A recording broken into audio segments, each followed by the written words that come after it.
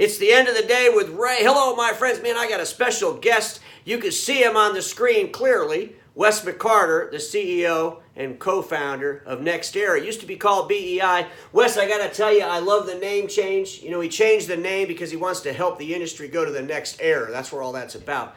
But Wes, hey, tell us a little bit about NEXERA for the folks out there that really don't know what you do or who you are.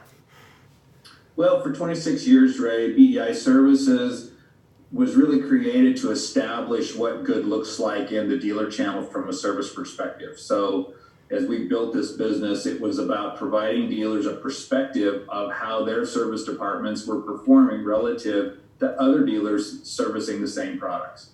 Sweet. Then that evolved from just data into solutions that actually help dealers move the bar. So it's not good enough to know where the bar is, it's how do I get there? So we started creating solutions around helping manage technicians and service organizations in a way that they could actually get to the goal and get to what good looks like. That's pretty cool. You know, I spent about, I think it was 10 or 11 months with Wes and, you know, kind of looking at the data with him and looking for ways that we could use the data to help dealers sell and stuff. But I always saw the data as a behavioral tool. I mean, you have all this science behind all the equipment services and all the cost associated with that. But then that information actually drives behavior modifications to the service department. I think that's really where this whole goal with you was, right? That's correct, because unless you know what's possible, you might run to an industry benchmark that's 25 years old, and that's simply as far as you go. And as long as you're hitting that benchmark, you think that's good enough. But with our information, we can actually push that farther because we know what's possible. Well, that's, you know, we always hear the word world stats around NEXERA. You know, tell the audience a little bit about what world stats is versus the dealer information that they might get from maybe another consulting firm. The interesting process that we do that no one else in the industry does is that we're able to aggregate data from different platforms. So whether it's Oracle, SAP, OMD, eAutomate, it does not matter. We can aggregate this data in a way that allows us to compare apples to apples. Okay. So World Stats is really an aggregate of data that we get from hundreds of sources around the world that lets me then compare a given company against that World Stats database. The reason World Stats is important is because it's volumes of data that remove a lot of the statistical noise that happens when you start looking at smaller data sets and smaller sample sizes. Okay. So it gives you confidence that when you're looking at a population of 10,000 compared to your population of 10, you can see what that really looks like. Or even if you're a smaller dealer and you only have 4,000 or 5,000 machines in the market, if you're only looking at your own data, you could have a bunch of crappy data and not really realize it, or maybe be the cream of the crop, as they used to say. But, you know, Wes, it's intriguing what your data does, but let me ask you a question. Are people using your data when they do the acquisitions? You know, we see the industry right now on a rampage buying each other up. I always say like kids going to a candy bowl at Halloween, but are they looking at the data to try to make some of those decisions? They're starting to get more aggressive at how they utilize our tool set to analyze and do due diligence on those acquisitions, because there is significant overlap. There is a significant amount of manipulation within the ERP that allows their numbers to look differently or better than they should. In our due diligence process, we're able to filter some of that out and create an actual better model. When you look at your data, or the World Stats data, how many technicians now are inside that database that you guys are actually monitoring data from? Well, the database is over 4.5 million units. Okay.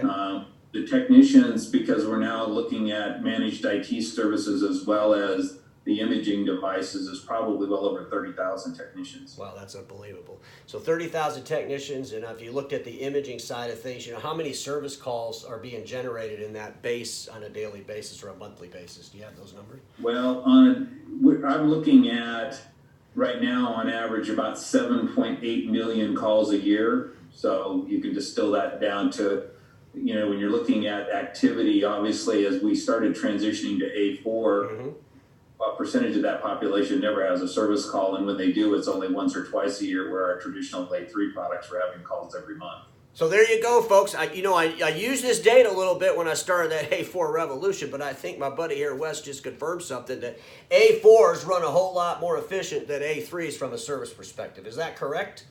At the right volume? Correct.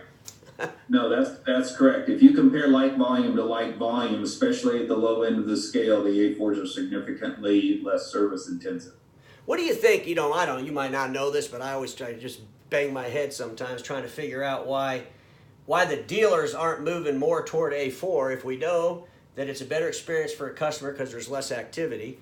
I mean, what do you think the reason is that's holding us back, that we still hear people talking about A3 and we're going to be an A3 provider and all this crazy nonsense? I mean, what's the reason for that? Well, I think it's twofold. Obviously, dealers are very revenue driven and looking at how much money they are selling through as a function of the manufacturer quota arrangements that they have. So revenue is driving some of it. You're making more money selling higher end, higher cost boxes. The second biggest component is the sales comp model that's driving sales reps to sell units that create the most potential gross commission for them, which is a function of gross profit on the sales. So you're being incented to sell higher end devices.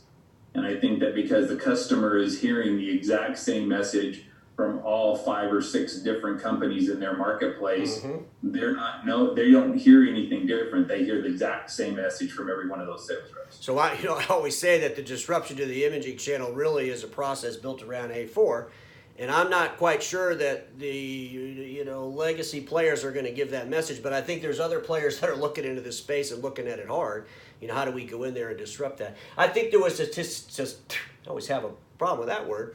I think there's a statistic that you said at the BTA channel that, what's the percentage of machines that are A3 in the marketplace today that are running about 8,000 or 7,000 pages a month? As of last month, when I ran the report, it was almost 82% of the population was running less than 8,000 pages a month. So 82% of the population running less than 8,000 pages a month easily could be run on one of my friends at Lexmark's A4, probably any A4 from any manufacturer. We have these A4s going up to 50, 60, 70 pages a minute, so it's kind of amazing. So do you see, because you see data all the time, as a conglomerate with your world stats, do you see an influx of A4s coming into the market despite everybody fighting selling them?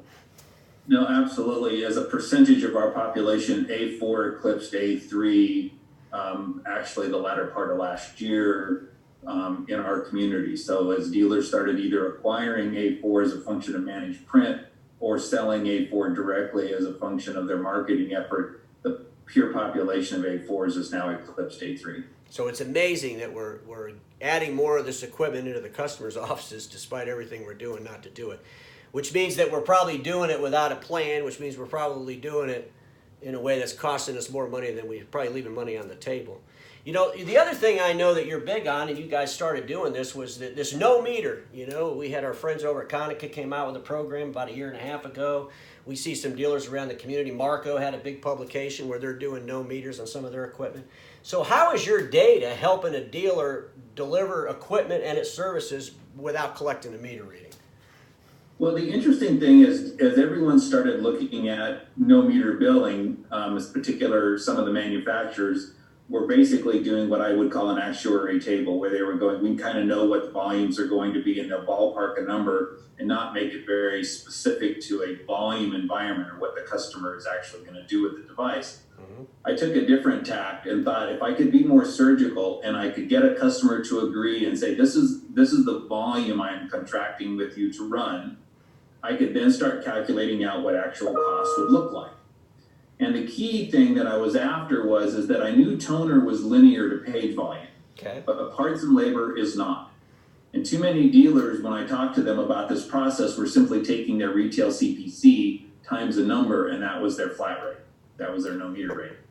But because we oversell a lot, it's really critical to understand exactly how volume is going to impact the serviceability of that product. Okay. So we built our IDAS tool, or Imaging Device as a Service, to take that into account, and it can analyze and create what we call a confidence index that can actually plot out for a given company their data plus our world stats data to ensure that if we publish this price or go with this price, it's going to get us to the margin expectation that we want. Well, you can bill a customer any way that you could possibly imagine as long as you have data and science behind you. I mean, we all know that. And I think there was a statistic one time that said that basically 10, 12, 15% of every meter reading is wrong anyway. And is that right, by the way? Is that number pretty close? That's correct. And the average dealer in our database, 12% of the billing meters are incorrect and 17% of the service meters are incorrect in some way. Well, I got to tell you, I think the better experience is that device as a service or their no meter, program. And we know the market's going there. They're doing it in Europe. I gave a presentation in China not too long ago. There was a gentleman from Europe has a dealership. They've been running with no meters for about a year. So we're seeing more momentum of that. Are dealers reaching out to you for this information or talking to you about how the science can help them? Just about every week I talk to someone who is coming up against a competitive quote in which no meter billing is a component of that, and they're reaching out to us just so we can show them how this tool will help them get there and be competitive. Interesting. Let me ask you a question, Wes. You've been in this business for 25 plus years. What do you see as the biggest threat right now to an independent dealer that's trying to make a living delivering equipment, print equipment, and its services? What's their biggest threat they should watch out for? Well, obviously the decline in print is the biggest threat because that's how we get our revenue. Everything is tied to that page volume, and unless we move away from billing on page volume, there's only one outcome there. Mm-hmm. So while I think that we can continue to sell the way we are, the customer is going to start paying attention to the fact that why am I buying this large device for the page volume that I'm doing? Two, if I have a choice between 2-hour response time and the machine not breaking, I would pick it not breaking. And so if someone starts to discuss with the customer there's a change or there's an alternative to the status quo, that's to me is going to represent the biggest threat. Well, that's what I always say. I mean, when you look at 80% of the population that could easily be replaced, the A3 with an A4, and then you look at an IT community of 50,000 plus resellers that, those resellers in IT, most of those are lifestyle businesses, and most of those companies have 4 or 5 or 6 customers. But when they start going out to those customers and educating them that they're being oversold or they could buy, there's a better way to do this, they might not care to sell it. They might not even want to service it. But if they educate the customer, well, the customer's going to tell you what they want, and you're going to lose control. So I think that's a good point. And you just mentioned earlier in this that you do have IT people looking at, calling you up and questioning your data and figuring out how they could use it to help them in their print business. Because, you're kind of agnostic. You want to just help people that want to sell print, which is where you need to be. But interesting. Well, I got to tell you, Wes, I always enjoy talking to you. Your data is awesome. Not only does it help you, a dealer improve their service departments, but it's really helping the industry understand this no meter thing, which is a big deal in the industry today. And I think the newcomers coming in are going to be a little bit easier to adapt to a no meter program because they don't have any baggage or history. But, I look forward to talking to you again, and I'll end this like I always do, my friends. Wes, you going to join me? Status quo's the killer of all that'll be invented. Don't get stuck in status quo. My friends. Absolutely. All right. Thanks for having the conversation, and you guys have a wonderful Thanksgiving. All right. We'll see y'all tomorrow. Thanks.